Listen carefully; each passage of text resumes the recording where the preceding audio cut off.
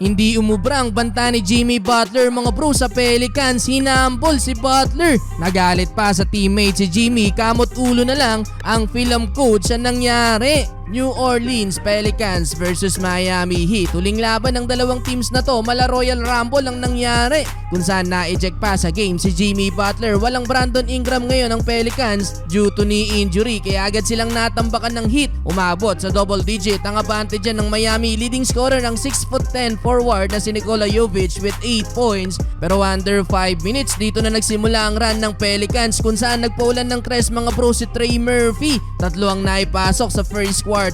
Zion mga bro, halos pantayan na ng ulo etong level ng rim, sa taas naman ng tinalon. Hindi nga lang nakompleto ang alley-oop play. Well, dahil sa 14 tuturan ng Pelicans, nabaliktad pa nila ang laban at sila pa ang may hawak ng lead sa pagtatapos ng opening quarter 21-20. Second quarter, tuloy ang opensa ng Pelicans. Bully sa ilalim mga bro si Valanciunas, CJ McCollum naman hitting back-to-back 3-pointer. Masyadong maluwag ang depensa ng Miami. Napa-timeout na si Coach Eric Spoelstra. Nanlilisik pa ang mata ng film coach. May pinagalitan pa na teammate si Butler. Solid off the bench etong si Jose Alvarado with 9 points. Umabot sa double digit ang advantage ng Pelicans, though maalat ang star player ng New Orleans kung saan bokya pa din si Zion. 0 out of 4 sa field sa loob ng 16 minutes etong si Williamson, habang si Butler kumana sa final minute. Nagtala ng 5 straight points si Butler kaya naibaba ng Miami sa 4 ang lead ng Pelicans. 9 points para kay Butler, 46-42 halftime.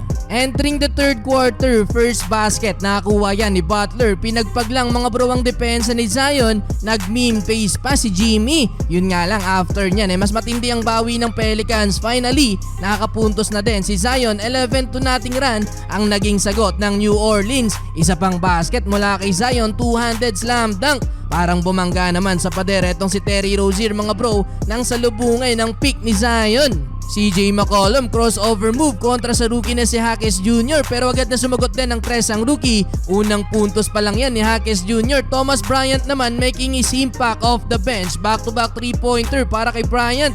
Nagkaroon ng konting momentum dyan ng Heat. Final minute, gandang assist ng rookie para kay Butler na nauwi sa end one layup. Binali pa ni Butler. Baba na sana sa single digit ang lamang ng Pelicans. Yun nga lang, nagpahabol pa ng tres si McCollum. 76-66 end of third quarter. Well, fourth quarter, unti-unti nang nawalan ng pag-asa ang Miami Heat mga bro at umabot na din sa 20 ang lamang ng Pelicans. Kaya naman inilabas na lang din etong si Jimmy Butler at napahawak ulo na lang ang film coach at sa uli, panalo ang Pelicans. Hindi umubra ang banta noon ni Butler. 20-point game para kay McCollum, 17 points para kay Butler. Zion, inalat 4 points on 2 of 7 shooting.